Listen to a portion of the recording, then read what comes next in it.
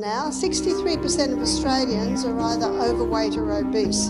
I think that America's not far behind, and I say far behind because I know that Australia has taken over America. And I go to the little town of Loveland. I have to tell you, I think that they're bigger than our big. They're very large people in those little towns. And it's the high carbohydrate diet that many people are eating today. Have you ever felt exhausted from trying to lose weight but not seeing results? Or thought that weight loss always has to mean sweating for hours at the gym? If you've ever thought that way, then I have some good news for you today. In this video, we're going to explore effective weight loss tips that don't require a gym. If you're struggling with weight and the health issues that come with it, this could be the turning point you need. I'll be sharing simple yet highly effective methods to help you reach your ideal weight in a gentle and sustainable way. And to give you a little extra motivation, I'll tell you the inspiring story of a retired judge who lost 150 pounds without a single workout.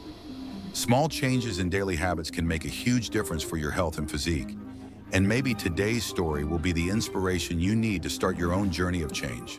So I'll give you the story of Henry to show you what he did. He was a retired judge. He came to our health retreat a few years ago now. He was, I think, 69, and he was on 6 medication. He was on medication for high blood pressure, for blood thinning, for blood cholesterol, for blood sugar, for gout, and for stomach ulcers. So he's on 6 medications. I said, "Are you interested in stopping your medication?" He said, "No, I'm very happy with my medication. Thank you very much. I always respect everyone's right for what they choose to put into their body. And shouldn't we? It's our God-given right." But we gave him hawthorn berry tea a day. We gave him a litre to drink through the day. It's not an unpleasant tea. We also gave him a little cayenne pepper. He was happy for us to try a few things. He took the herbs with him when he went home.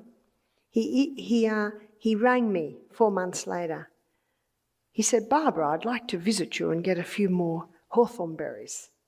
I said, "Come for lunch, Henry." Now, when I opened the door, I did not recognise Henry. He had lost 20 kilos in 4 months. What's that, 40 pound? He said, I can do my coat up now. All the puffiness had gone out of his face. He said, "I've got a few stories for you." He said, "I went to the doctor recently to have my blood pressure taken, and the doctor stood up and left the room." He said, "Where are you going?" He said, "The machine's broken." Henry said, "Why do you say that?" He said, "Well, your blood pressure is 160 on 95. Did you hear that? That's on medication." He said, "This machine says your blood pressure is 120 on 80. It must be broken." Henry said, "That's my blood pressure now." The doctor took him off all his medication because his blood thinning's normal, his blood cholesterol's normal, his blood sugars are normal, his blood pressure's normal. He has no more gout, and he does not have stomach ulcers anymore. I think this is an incredible story because remember what Henry did? Henry went home on all his medication. Who took him off his meds? His doctor. Because if the doctor didn't take him off his meds, his blood pressure would go too low, his blood thinning would go too low, he'd start bruising all over the place because drugs come in and say, "Get out of my way, I've got a job to do whether you need it or not." Not the herbs. The herbs work with the needs of the body. I said, "Tell me what you have for breakfast, Henry." He said, "I have a spaghetti bowl of whole grain. I usually cook some millet or rice or buckwheat. I have fruit. I have coconut cream." Did you hear that? 40 kilos lost on coconut cream. He said, "I have chia seed and the ground flax, and I have a slice of sourdough spelt toast with avocado and tomato." That's not a light meal, is it? He said, "I don't eat until lunch." He said, "I have big salad, I have steamed vegetables, I have some sort of legume protein, and I might have another slice of sourdough spelt toast with avocado and tomato." And he said, "And I do not eat again till breakfast." Very decisive man. So he lost 40 pound on that diet? That's not a light diet. I said, "Tell me about your exercise program, Henry." He said, "I find I can walk another block every week. as he gets smaller, as his muscles get stronger, as his heart gets stronger, he can go further, less effort and less time. Henry's diet is a prime example of how balanced nutrition can promote sustainable weight loss. By building his meals around whole grains, fruits, vegetables, and healthy fats, he provides his body with essential nutrients while effectively supporting weight loss. Whole grains like millet and buckwheat are high in fiber, helping you feel fuller for longer and reducing the tendency to snack or overeat later in the day. Notably, fiber also slows digestion and stabilizes blood sugar, preventing sudden hunger pangs and energy crashes. Incorporating healthy fats from sources like coconut cream and avocado is also very beneficial. These types of fats not only provide necessary energy, but also help you feel full, reducing cravings. Healthy fats further assist in balancing hormones, which is essential since these hormones play a critical role in regulating metabolism and managing energy efficiently. Fruits and vegetables are nutrient-dense, rich in fiber and water, and low in calories, allowing you to eat until satisfied without consuming too many calories. The high water and fiber content in these foods also helps with hydration and provides a feeling of fullness, making it easier to stick to a diet plan without feeling hungry. Legumes, with their high protein and fiber content, are also key components in this diet. Protein not only helps boost metabolism, but also preserves muscle mass during weight loss. Maintaining muscle is crucial because muscle burns more calories than fat, even at rest, thereby promoting a natural and sustainable weight loss process. So bread is very common. Cereal, there's a whole aisle devoted to cereal. And many people having bread and cereal for breakfast, by mid-morning they're wanting something else, so they reach for, and we're just going to say cakes, etc., because if we say everything, there's not enough room on the board for it. When you go into muffins and croissants and donuts and pasties and pies and pastries, etc., etc., etc. So we're just going to put etc. I'm a fifth-generation Australian Scottish descent. I didn't know what pasta and pizza was till I was about 18. So what did I grow up with? Sausages or chops, mashed potatoes, frozen peas or beans every single night of the week, except for Sunday when Mum would do a roast lamb. And everyone I knew ate like that. Our relatives ate like that, the neighbours ate like that. As a fifth-generation Australian, I grew up in a little Presbyterian church. Everyone in the church ate like that. I came to the conclusion as a child that everyone in the whole world ate like that, but it's not quite true, is it? And when I was about 16, I had a boyfriend who was about 19, and he had a friend who was a vegetarian. I'd never heard of such a thing. Had never even heard of brown bread. So this was real traditional Australian. Rice, I'd never had rice. I don't think I went to a Chinese restaurant till I was about 18, and that's the first time I ate rice. Potatoes, well, we ate potatoes every meal. And last and certainly least in nutritive value is the pure crystallised acid extracted from the sugarcane plant. And as we have looked at this, we've also acknowledged that I don't think anyone chose to eat that way. It's just fast. It's just there. And we're such a fast society today. Here it is. And we showed how when all of these things break down in the body, they break down to the singular structure of glucose. A high carbohydrate diet can lead to weight gain due to the way the body processes and stores carbohydrates, especially when intake exceeds energy needs. Most carbohydrates, from bread and pasta to sweets, are converted into glucose, the body's primary energy source. When you consume a lot of carbohydrates, your digestive system breaks them down into glucose, which enters the bloodstream, causing blood sugar levels to rise. This increase prompts the pancreas to release insulin, a hormone that helps regulate blood sugar. Insulin's role is to transfer glucose from the bloodstream into cells for immediate energy or to store it for future use. However, if carbohydrate intake surpasses energy needs, insulin will help convert excess glucose into glycogen to be stored in the liver and muscles. The body can only store a limited amount of glycogen, and once these reserves are full, Any remaining glucose is converted into fat through a process called lipogenesis. This fat is stored in adipose tissue, leading to weight gain. A high-carb diet can also cause frequent and rapid spikes in blood sugar, triggering continuous insulin production. Over time, this can reduce the body's sensitivity to insulin, known as insulin resistance, making it harder to control blood sugar and more likely to store fat. Additionally, carb-rich foods, especially refined carbohydrates like white bread and pastries, often don't keep you as full as protein or fats, which can lead to overeating. These carbohydrates also tend to cause quick blood sugar spikes followed by rapid drops, making you feel hungry again soon after, creating a cycle of high-calorie intake and fat storage.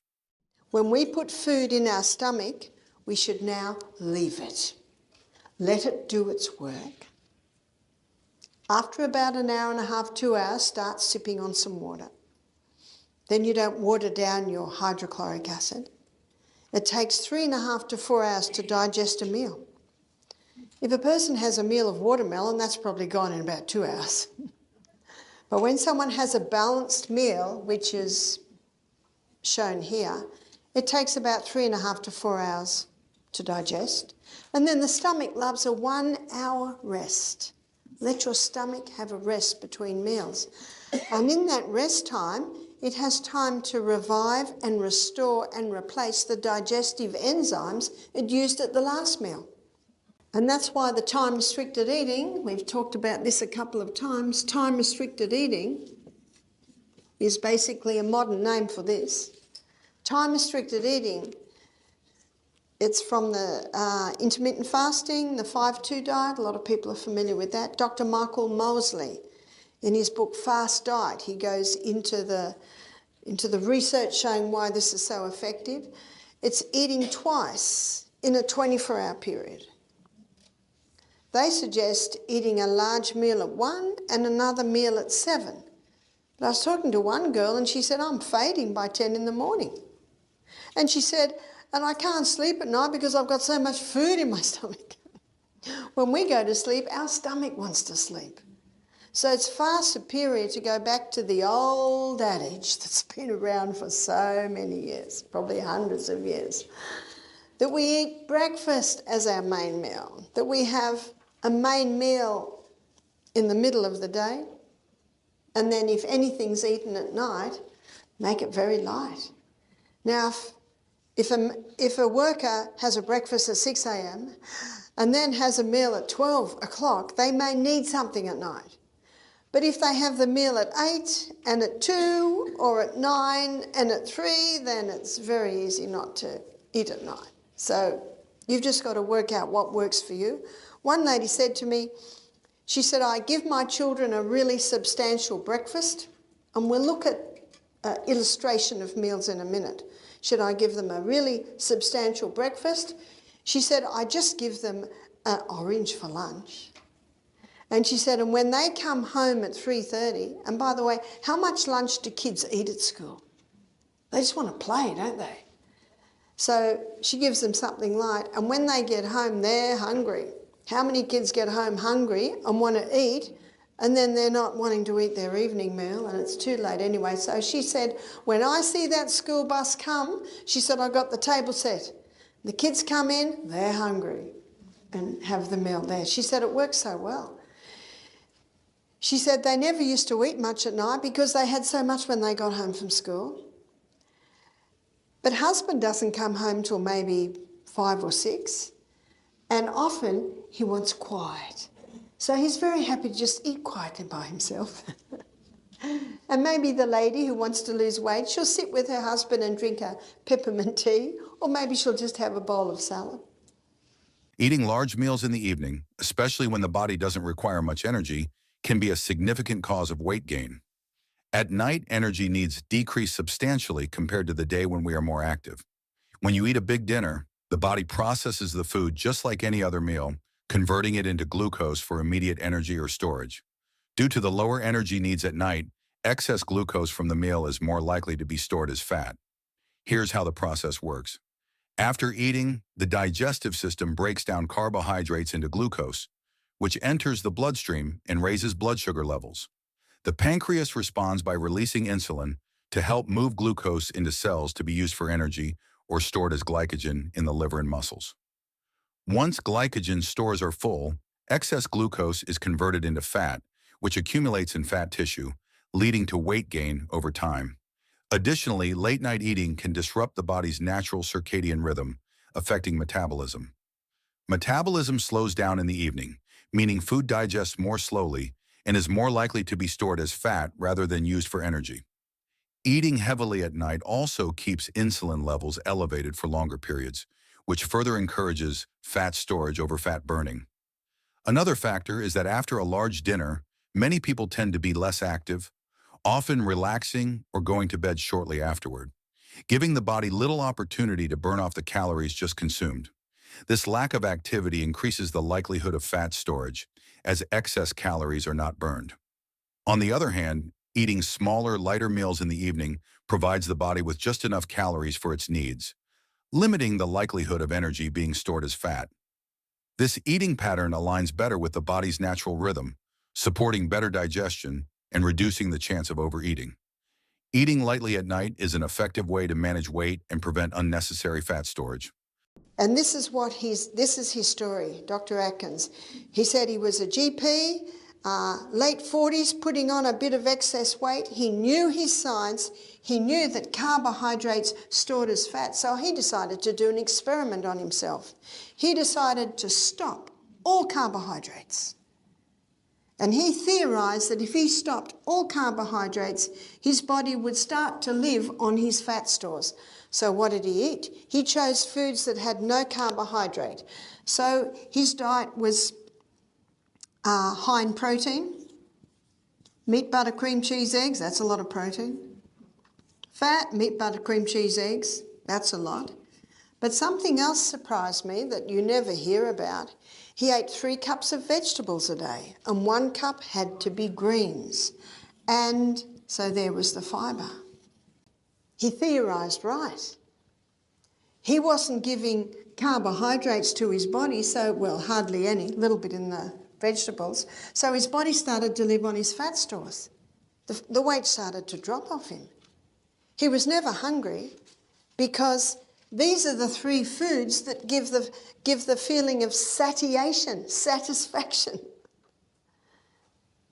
He had lots of energy because your liver can convert protein and fat to glucose if it needs it, and it can break down your fat stores to give you glucose. It's called gluconeogenesis, creating glucose from the fat stores. Has he found the perfect diet? Never hungry, lots of energy, weight's falling off him, so he started to put some of his patients on this. It is estimated that 11 million people were helped by his diet. His book was #1 on the New York Times best-selling book list 4 years running. This guy demands some attention. But the problem is that after a while, some of his patients were developing arthritis because this is a high-acid food. In fact, I had a man come to me wanting a consultation when I was in New York a few years ago. He said, I used to be one of Dr. Atkins' patients. He said, I'm a vegetarian, I'm an Adventist, but I was getting overweight, I was getting diabetes, heart disease, so I went to Dr. Atkins, because he's a very famous doctor. And Dr. Atkins, he said, was a very gracious man. He said, I'm sorry, but you're going to have to stop this high carbohydrate diet. So he said, I started eating meat. I didn't eat a lot. I had a lot of vegetables. He said, I didn't get diabetes. He said, my heart problems all resolved. He said, the weight dropped. But he said, I'm getting arthritis. And he said, you are the first nutritionist that hasn't totally slammed Atkins. I'm interested. I said, well, Atkins' theory was correct. It's what I have shown you today. But what you can do superior to Atkins. You can do the plant proteins. You can do the plant fats. Dr. Atkins, on his first stage, he got people down to 20 grams of starch, carbohydrates a day. Do you know there's no need to go that low? All you need to do is greatly reduce the carbohydrates, ideally stop the wheat, eat more vegetables, Eat more legumes, nuts, and seeds, and you can get a similar result. The Atkins diet, developed by Dr. Atkins, is a well-known weight loss approach based on significantly reducing carbohydrate intake to put the body into a state called ketosis. When carbohydrate intake is low, the body shifts from using glucose, from carbohydrates, to burning stored fat for energy. Instead of glucose, the body breaks down fat into ketones, an alternative and effective energy source. This mechanism is the main reason why the Atkins diet can promote rapid weight loss. In this diet, high protein and high fat foods such as meat, eggs, cheese, butter, and cream are encouraged as they provide ample energy without many carbs. These foods also help create a sense of fullness, naturally reducing calorie intake without causing constant hunger. Protein, in particular, plays a crucial role in creating satiety and preventing overeating. Additionally, digesting protein requires more energy, which helps the body burn a small amount of extra calories in the process. Low-carb vegetables are also encouraged on the Atkins diet to add fiber, supporting digestion and maintaining a sense of fullness without raising calorie intake. These vegetables help keep the body in a state of ketosis, allowing steady fat burning without compromising muscle mass, thanks to the high protein content of the diet. Participants often see a rapid weight loss in the initial stages and don't experience the fatigue or hunger typical of low-calorie diets. Thank you for watching the video. I hope these insights inspire and motivate you to take control of your health. Remember, you don't need a strict workout regimen to reach your goals. Sometimes small lifestyle changes can yield surprising results. If you found this helpful, please like, share, and subscribe for more health tips and inspiring stories. See you next time, and stay strong on your journey toward a healthier life.